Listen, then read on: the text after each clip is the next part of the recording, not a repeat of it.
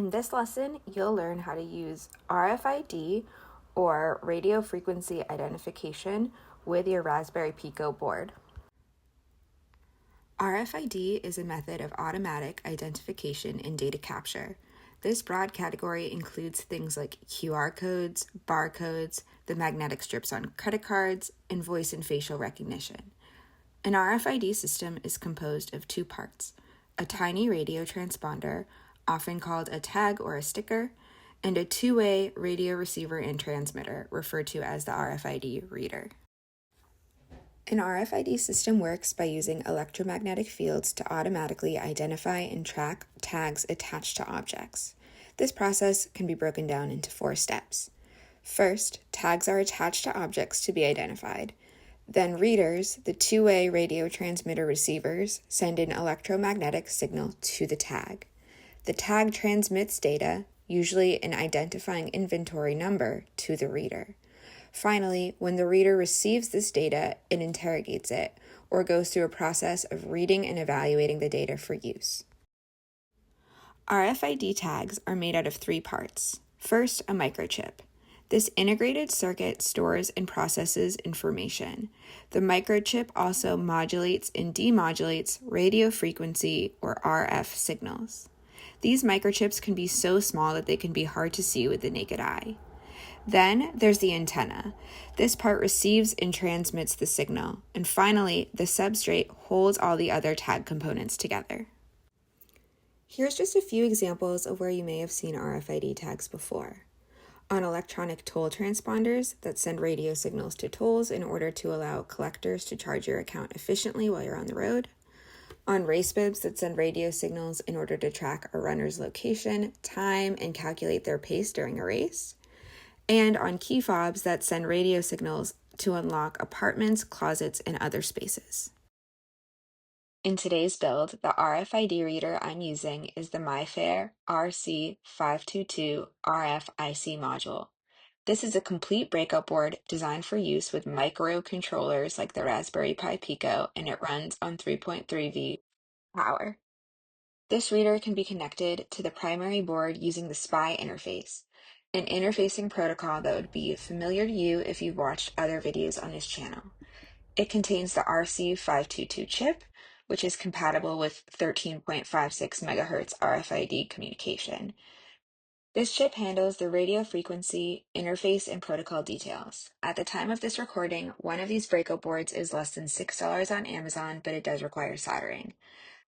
I'm using 13.56 MHz NFC tags, which are compatible with the MyFair reader. These are wireless passive chips that store and communicate data at a 13.56 MHz frequency. At the time of this recording, you can purchase 50 of these stickers for about $15 on Amazon. To wire the reader to your Pico, you'll need to solder on 7 wires. You'll notice that there are 8 pins on the reader. We'll be leaving one, the IRQ pin, unwired for this build.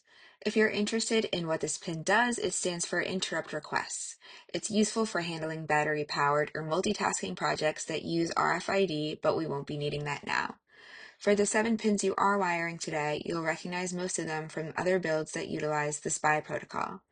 Ground goes to any ground pin on your board, and power goes to 3.3 volts.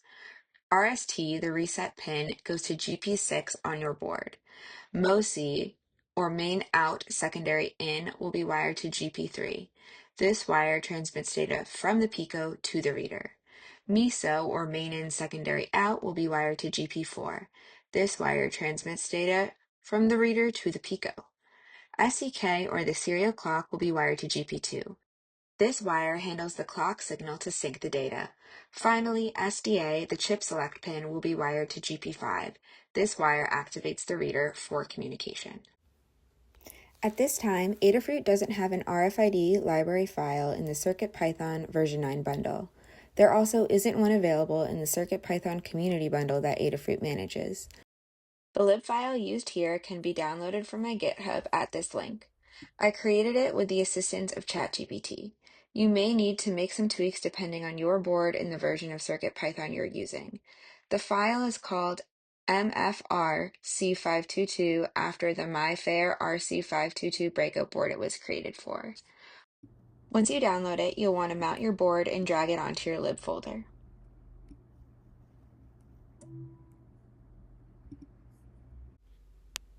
Once your board is wired and you have the necessary MFR C522.py file on your board's lib folder, let's get coding. We'll start by practicing some code that helps you find out what your RFID tags, UIDs, are. You can see the full code I'm using in this demo at the link here, bit.ly/basic, capital B, hyphen, capital R, capital F, capital I, capital D. You might be asking yourself, what even is a UID? A UID is a unique serial number that uniquely identifies each RFID tag. The UID is embedded into the chip during manufacturing and is permanently associated with it. UIDs can be simple numbers, an alphanumeric combination, or a more complex form of encoding. The ones we'll be using use a 10-character string. You may have also noticed that the tags don't have a printed UID on them.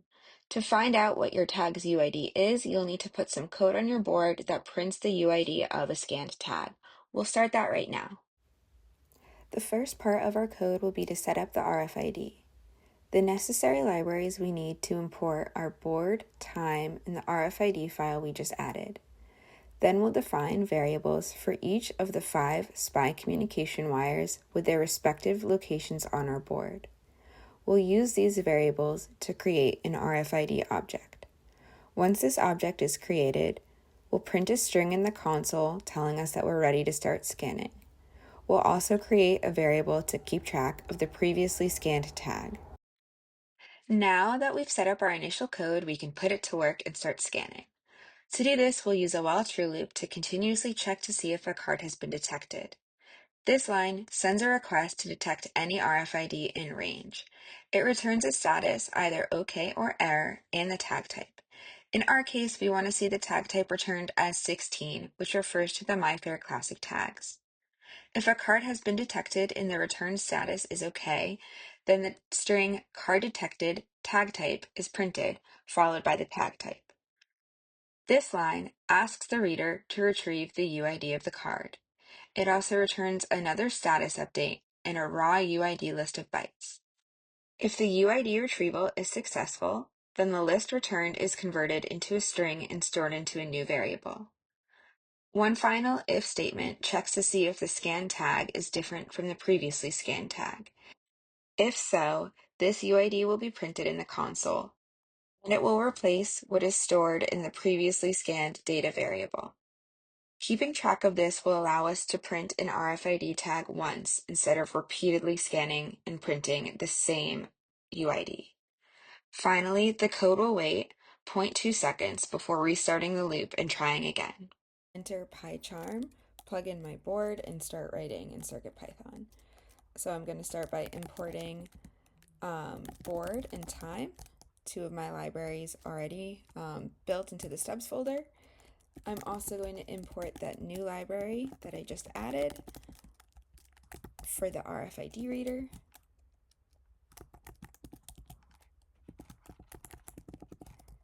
And then I'm going to set up my RFID.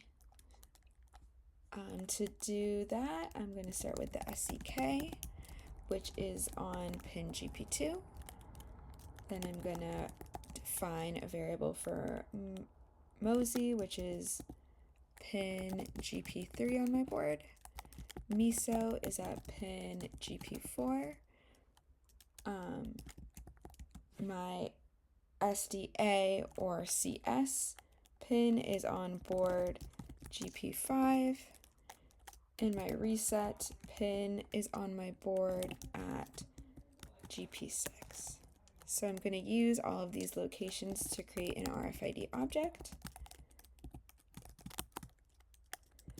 that takes in each of these locations. Then I'm going to set an initial print statement that lets me know that my board is ready to scan some RFID tags.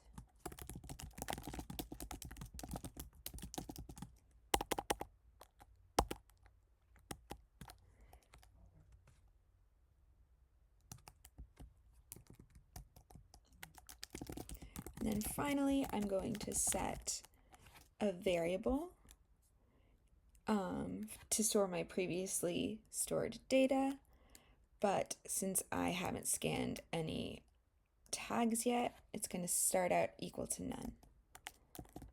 So here I'm going to have my while true loop.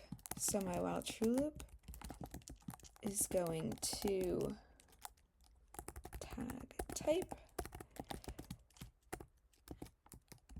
return status and tag type after an RFID tag has been detected.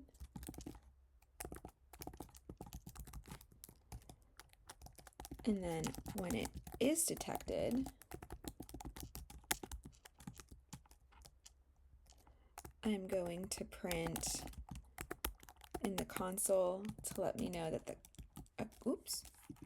a card has been detected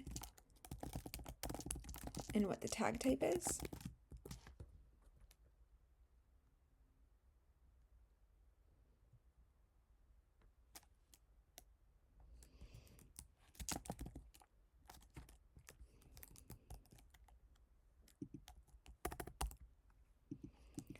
And then I'm going to return another status update as well as a variable that holds a list of raw bytes for the UID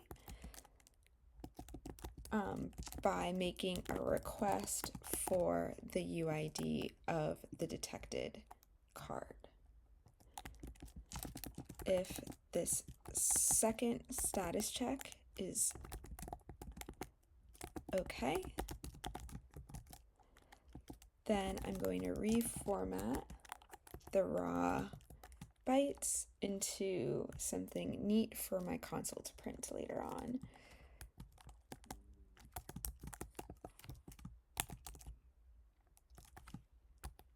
Which could be a combination of numbers or letters. And it's going to format them. Whoops.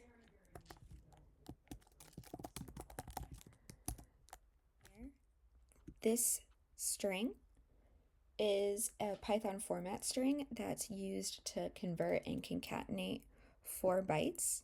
So here's byte 1, byte 2, byte 3, and byte 4 into a lowercase hexadecimal string. So to break this down here, curly brackets colon 0 to x means that this tells Python to format a number as a hexadecimal, this x, that is at least 2 digits wide and 0 padded if necessary. And so what originally might have been in the UID list could have been something like this.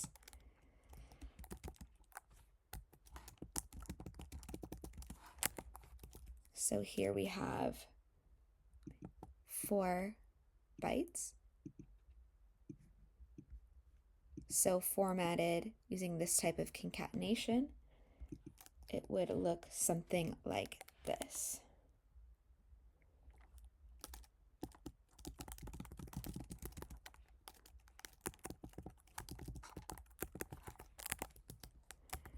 And see red squiggly, so I'm gonna make that fix. And then if this nicely formatted data is not equal to what is in my previously stored data, and so that for the first time this is going to be true, but then later on, because none is set as the previous data to start with,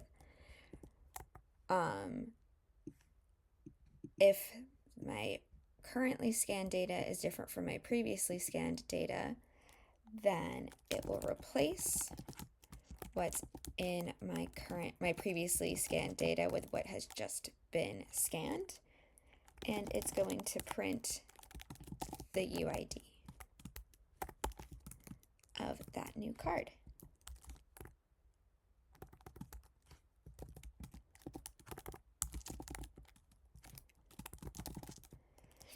And then finally, time sleep 0.2 seconds. All right, so this red squiggly is okay just because I have not been able to add my new file to the Python interpreter in PyCharm. It wouldn't be recognized. So I am going to save or enter TO, save, and then run some code. All right, so I have entered TO. I am saving my code, running it. I see scan your RFID tag/card, and I'm going to go ahead and scan my first card. All right, I've grabbed my first NFC tag. I've scanned it in. I see in the console the UID printed. I'm going to go ahead and grab another. Here it is. I don't even have to get that close. I'm just going to go ahead and run everything and look at all those UIDs that print for each tag. So the nice thing is now that these have all been printed, I can go ahead and copy paste what's in my console and I could use them in new codes. If you're having any trouble scanning, I know I did for the first many tries that I did this, thinking that something was wrong with my code. Nothing was wrong with the code. I just didn't know where the antenna coil was on the reader. So here I've labeled it. It is the part of the reader with a bunch of concentric circles right above where you've soldered your wires. When you scan, some recommendations I have are to hold the tag flat, making sure it's centered over this coil. The distance should be very close, about 1 centimeter or less. And if you're still having trouble, something that can help is just slowly moving it around the antenna area if nothing shows up immediately, trying a few different angles and distances. But typically, flat and close are the best things to do to have a successful scan.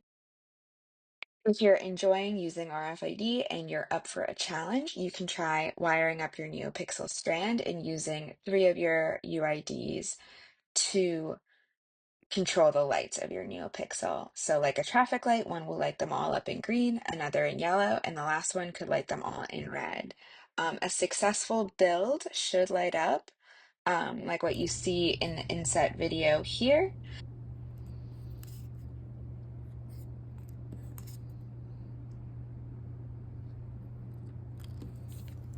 When you're ready to take a look at the solution I've written, you can head to bit.ly/RFID-traffic light-challenge.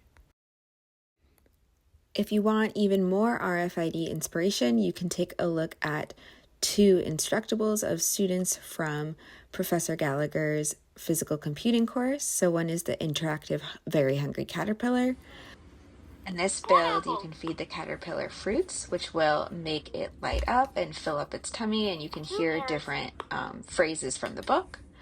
You can also take a look at the Latinx modern vinyl player, where you can play RFID-enabled albums on a 3D printed vinyl player and play music on Spotify. If you've gotten all the way through this video, you've experienced some big learning. You were able to wire an RFID reader to the Raspberry Pi Pico. You communicated with an RFID reader over the SPI connection. You printed nicely formatted UIDs of detected RFID tags. And you use these UIDs to trigger functions in your code when detected. You should be very proud and be ready to hack on.